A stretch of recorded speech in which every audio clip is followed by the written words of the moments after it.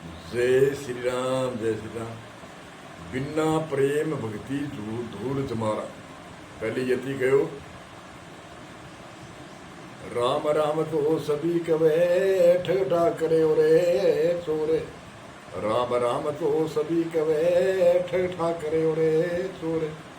प्रेम बिनारी जय नहीं नागर नंदे किशोर। प्रेम बिनारी जय नहीं नागर नंदे किशोर। प्रेम के बिना, प्रेम नवदा भक्ति में एक प्रेम विशेष है। गोपियों के कृष्ण के प्रति बहुत प्रेम था। कृष्ण जी जब द्वारका गए थे उस समय गोपियां कृष्ण जी को स्वयं अपने पास ही मानती थी, अपने पास जैसे भी याद करती थी वैसे उसके सामने प्रकट होते थे कृष्ण जी।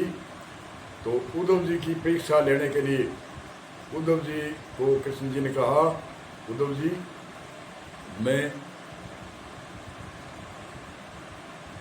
गोकुल छोड़कर आया हूँ और गए जब द्वारका को सखी रोती रही वन में। द्वारका गया जब से मैं गोपियों के पास नहीं गया, इसलिए आप गोपियों को देख कर आओ, उसको संभाल कर आओ, वह कैसी है, क्या करती है। आपके पास आप वेदांत ज्ञान है, आपके पास ब्रह्म ज्ञान है। तो उद्धव जी गए और गोपियों को आवाज़ दे देकर बुलाया, गोपियों मैं आपको एक ब्रह्म ज्ञान देता हूँ जिससे आपको कृष्ण जी के साक्षात दर्शन होंगे और बार बार जन्म और मरने से आपका छुटकारा होगा। गोपियों ने अनेक गोपियों से जिससे बात करी उसने कहा, एक गोपी ने कहा हमारे तो द्वारका कहाँ है, हमारे पास रहते हैं कृष्ण जी। क्या सबूत है आपके पास? बोल मेरे पास सबूत है, मैं मटका ले गई थी और सखियों का पिड़ंगट का समय नहीं था, अकेली गई और बड़ा मटका था और बड़ा मटका होने के कारण मैं जल्दबाजी में ले गई और वहाँ कोई मटका सिर पर धरने वाला नहीं था। तो मैंने कृष्ण जी को कहा, कृष्ण जी बड़ा मटका आ गया, मुझे इशारा करके सिखाओ। तो कृष्ण जी प्रकट हो, कृष्ण जी ने अपने दोनों हाथों से मैं मटका मेरे के ऊपर रख दिया। कृष्ण जी कहाँ? द्वारका में, हमारे लिए यहीं है। और एक सखी ने कहा कृष्ण जी तो हमारे पास है, मेरे अंधेरे में मैं गई थी बछड़ों को लेने के लिए और वहाँ मेरे कांटा कटा, कांटे भी कोई मेरे पास कोई काटने का कोई यत्न नहीं था। मैंने कृष्ण जी को कहा, आवाज़ लगाई, हे कृष्ण जी मेरा कांटा निकालो। कृष्ण जी आए, मेरे पैर से कांटा निकाल के अलग कर दिया। कहाँ है? द्वारका में। कृष्ण कहाँ है? कृष्ण तो है हमारे पास में। तो उद्धव जी का ज्ञान कपूर की भांति उड़ गया, बड़ी उत्सम्मा होया उद्धव जी को। गोपियाँ बड़ी प्रेम में मगन है। जब कभी कहते हैं बिना प्रेम भक्ति धूल जमारा, धूल के समान है। प्रेम बिना भक्ति भी धूल के समान है। और घर के हमारे परिवार के अंदर भी हम प्रेम नहीं रखते हैं तो हमारा जीवन भी धूल के समान है। हमारे माता पिता से प्रेम होना चाहिए, दादा दादी से प्रेम होना चाहिए, पिता पुत्र का प्रेम होना चाहिए और बहू और सासू का प्रेम होना चाहिए। आज यही तो झगड़ा है। सासू माँ अपनी पुत्री की भांति प्रेम से नहीं रखती और बहू बेटी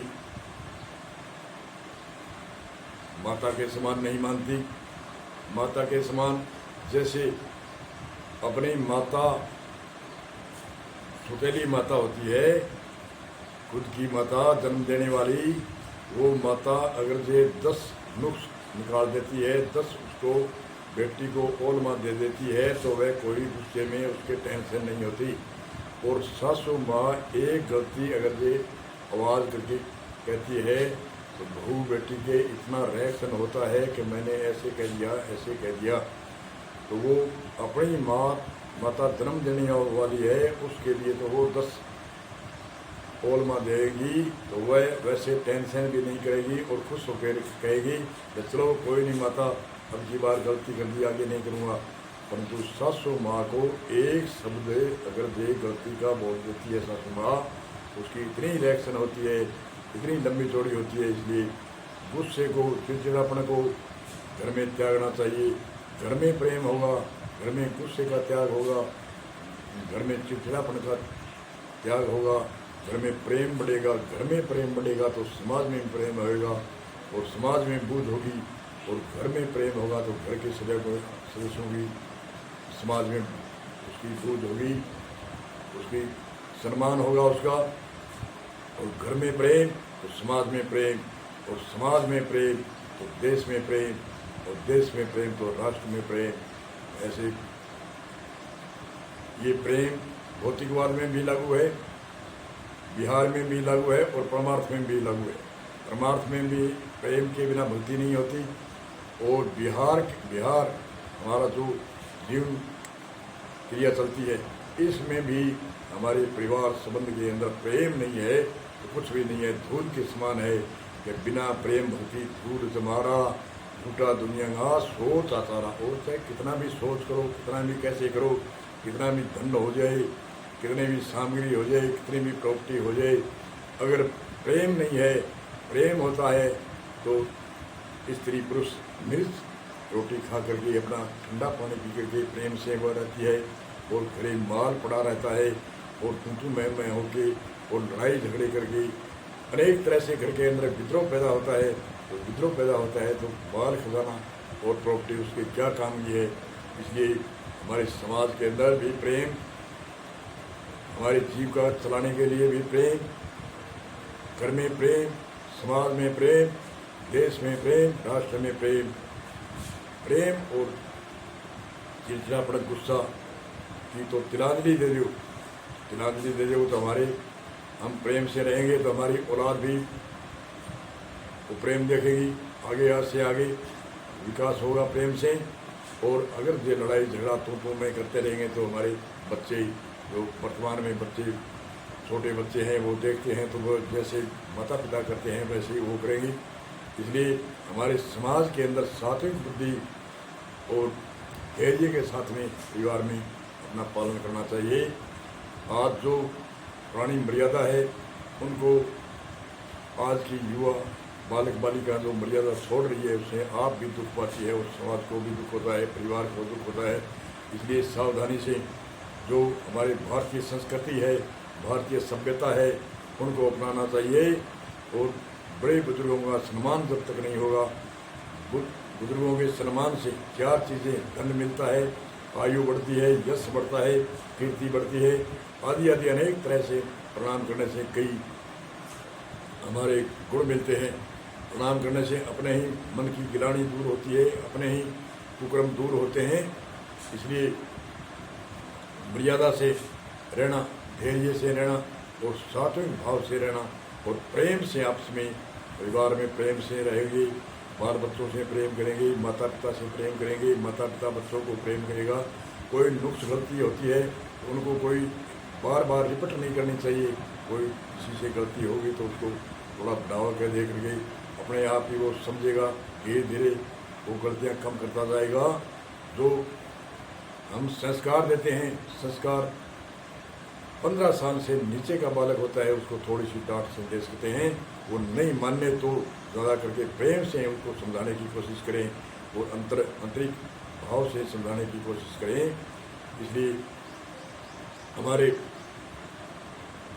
सावधान होकर समाज में, घर में प्रेम से रहे, समाज में प्रेम बढ़ेगा, देश में प्रेम बढ़ेगा और घर में सम्मान होगा और समाज में सम्मान होगा और देश में भी सम्मान होगा। इसलिए मनुष्य को मैं ऐसे बनूं, ऐसी भावना नहीं करनी चाहिए। ऐसी भावना करनी चाहिए कि मैं ऐसे करूं जिसमें मेरा समाज की कीर्ति हो, समाज का उत्थान हो, दूसरों का दया का भाव रख के दूसरों की भलाई के लिए मैं ऐसे करूं। और मेरी जो भी कोई डिमांड खड़ी करनी है, जो भी शिक्षा है, तो मैं ऐसी शिक्षा करूँगा और करने की भावना रख के, और ऐसे करता है मैं ऐसे बनूँगा, ऐसे बनूँगा। मरने वाले की बुद्धि में पड़ती है, इसलिए करना सीखो। मरना करना सीखोगे तो मरना तो अपने आप ही होगा। इसलिए सभी को सावधान होकर करना सीखे और अपना मंजिल आगे से आगे चलता बगे। आत्मबल, आत्मनिर्भर का मतलब क्या है, मैं खुद, मेरी डिमांड खुद, मैं दूसरे के अधीन न रह करके मैं जो भी कोई जीविका के लिए डिमांड कर सकता हूँ, समाज परिवार के लिए डिमांड खड़ी कर सकता हूँ, समाज के लिए डिमांड खड़ी कर सकता हूँ, मैं देश के लिए कर सकता हूँ, मैं राष्ट्र के लिए कर सकता हूँ। मैं जैसी अपनी औकात होती है, अलग अलग औकात होती है। कोई एक गरीब है तो वो अपनी अपनी डिमांड करेगा, समाज की थोड़ी बहुत करेगा। और धन्नाढ्य कोई जो पुत्र है, जिसके घर में बाप दादों की, परमात्मा की पूर्व कमाई से अच्छा धन है, अच्छी वैभव है, अच्छी प्रॉपर्टी है, उसको देश के लिए, राष्ट्र के लिए, उसको देश और राष्ट्र के लिए भक्ति ऐसी करनी चाहिए, निष्काम भाव से करनी चाहिए। दानवीर बनना चाहिए, ज्ञानवीर बनना चाहिए और सूरवीर बनना चाहिए, ऐसा संकल्प लेना चाहिए। और जो कर्तव्य कोई भी संकल्प लेता है, उसको काम करने की भावना होनी चाहिए, बनने की भावना नहीं होनी चाहिए। बनने की भावना होगी तो वो कामयाब नहीं होगा, और करने की भावना उसकी होगी तो वो कामयाब होगा। इसलिए हमें सावधान होना है। बोलो सद्गुरु परमात्मा जी, जय श्री राम, जय श्री राम।